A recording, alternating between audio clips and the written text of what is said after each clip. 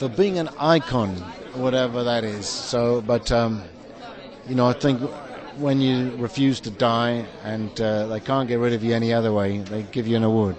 How does it feel? Because I'm wondering, or I'm thinking that maybe Peter Gabriel's been called an icon more than once. And do you look? A lot of other things too. Do you look back on what you've done and also what you're going to do as an icon, as someone who is an icon?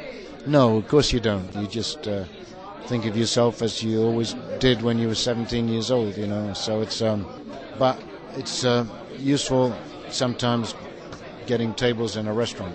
In terms of your career at the moment, you've done so many things. I'd be here for half an hour if I listed everything you've done. But with Genesis, on your own, collaborations with WOMAD, and also with your company. Are you working on any more music at the moment? Yeah, no, I am. I spent a long time last year working on some benefit projects, and I'm trying to get back into writing at the moment, so I'm very much enjoying it. In terms of what the BMI stands for, it's in terms of publishers and publishing rights.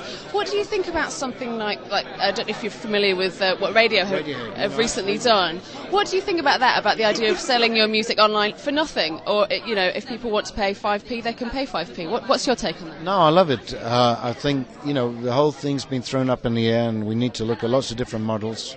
And I really hope, because they've trusted their audience, and I really hope the audience come up for them. I think they are already. So that's a great model. Because I know you sell your live shows online, don't you? You give them away online. Yeah, but we've got another thing called We7, which is basically getting music out for free, but people have to tolerate ads, which they can switch off after a number of weeks. But I think there's lots of different models there, and obviously people have got used to getting music for free from the torrent or wherever else, and so it's changing, but I think this idea of free for people to check out, low cost digital download, medium cost physical product, high cost so deluxe set like Radiohead have done, and then maybe some super deluxe handmade thing. And although I don't think musicians will make what they made before, I think they'll do fine out of it. And the key thing is to find an income flow for young bands, and starting off a minority interest artists, because we work with a lot of artists that 60% of their income traditionally has come from record sales, and that sort of collapsed. So they have to find other models that work.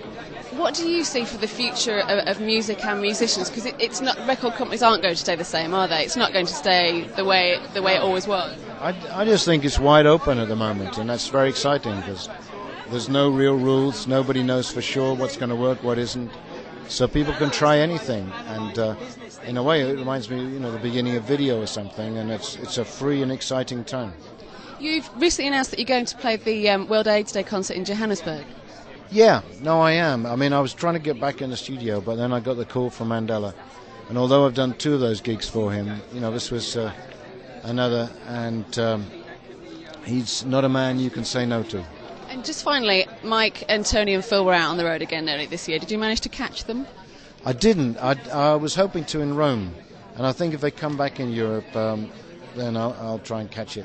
But, is there any chance of them saying, "And now, welcome, Mr. Peter Gabriel," while they're playing? I don't think so, because I learned last time at Milton Keynes that it takes quite a lot of rehearsal to try and get something reasonable standard. But I don't have any sort of ideological objections. It was just at the time, it was expanding, and I had other things I wanted to do, and you have to think twice about making a big time commitment to do something which is sort of backward looking.